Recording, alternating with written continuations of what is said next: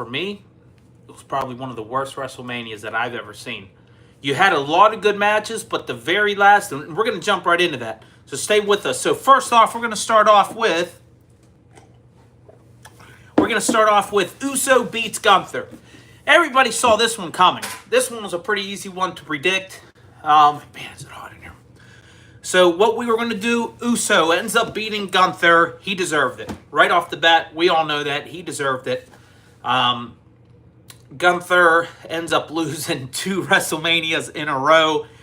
And Jey Uso, we've all seen it from the beginning. We could have predicted that. That was actually a really good match. You know, we out of 5 stars, what do you guys want to give it? You guys want to give it at least a 4? You know, next up, we have the World Tag Team Champions. New Day ends up beating the Raiders. We all saw that one coming as well. That was an easy prediction right there.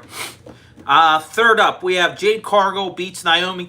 What's crazy about this one, there wasn't really much of a build-up, so there wasn't much that we could have said about it. So Jade Cargill beats Naomi. We saw that one coming. Next up, Jacob Fatu beats LA Knight. Yes, we saw that one coming, but that guy deserves it. He deserves every little bit of piece of it, and he gets credit for it, 100%.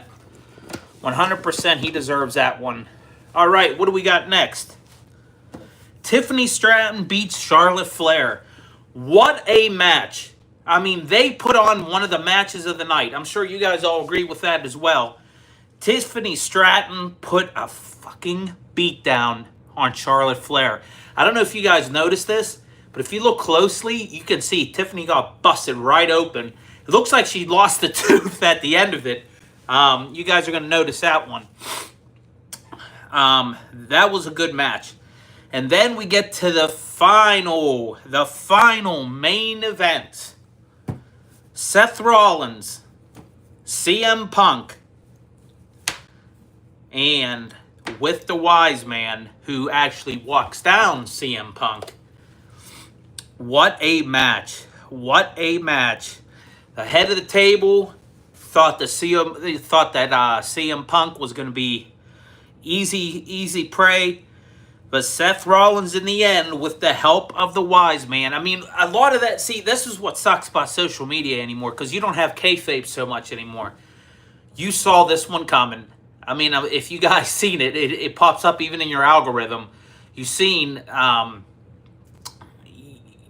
wise man, Paul Heyman, going up and literally just nailing him right in the cacarucha. You know what I mean? Right in the, right in no fiore, you know? And he gets him really, really good with that one. I don't know what you guys all think about this, but that was a match of the night. Definitely. And then we go to night 2. Night 2, you have the triple threat match between Io Sky and Mami.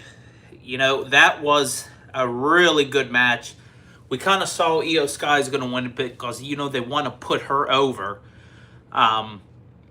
You want to put her over because she deserves it. And that's the way WWE works, guys. Unless you guys haven't noticed, WWE works like this. All right? Whoever is the newest out of the group ends up getting put over by the older roster. That's just tradition. You know, and you can predict a lot of these matches from that. Tradition will tell you that at the end, you know, you have literally so much of the roster is dedicated to putting over the newer audience. And that's exactly what we had here, where Io Sky ends up winning against a triple threat match. Second up, Randy Orton beats Joe Hendry. Folks, if you guys didn't see this one coming, I don't know what to tell you. But Joe Hendry was the special entry, and that Randy Orton basically made it look like, listen, you go back to TNA because you don't belong here, and we all saw that one throughout the match. The Sin City Street Fight. Drew McIntyre wins.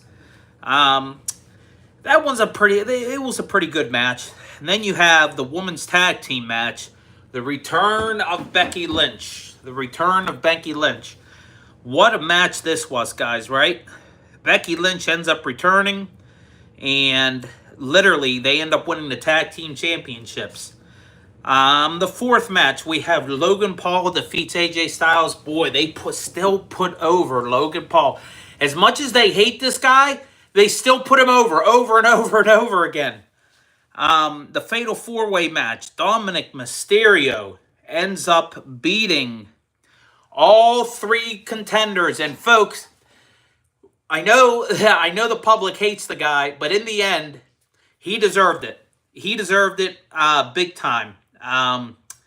Fatal 4-Way, Dominic Mysterio definitely deserved beating all three contenders. Then we have the final match. Oh man, this one's so hard to talk about. John Cena wins in a, I guess they would say, slobber knocker against Cody Rhodes. I mean, we all knew he was going to win number 17, but in order for him to really win like this, that was a complete and total disaster. Why The Rock didn't show up, nobody knows. But, folks, if there isn't something going on backstage, right now would be the time that it would be coming on. Because this makes no sense whatsoever. Why, in God's name, would Cody Rhodes lose without The Rock showing up? He ends up showing up at Elimination Chamber, but he doesn't end up showing up at this match. Talk about an unbelievable ending to WrestleMania. And folks, I tell you what, he definitely didn't. This one was a hard one because you definitely didn't need that. It just doesn't make any sense whatsoever why they ended up giving it to Cody without The Rock showing up. You know, you had Travis Scott show up. He's not even in WWE. That makes no sense at all.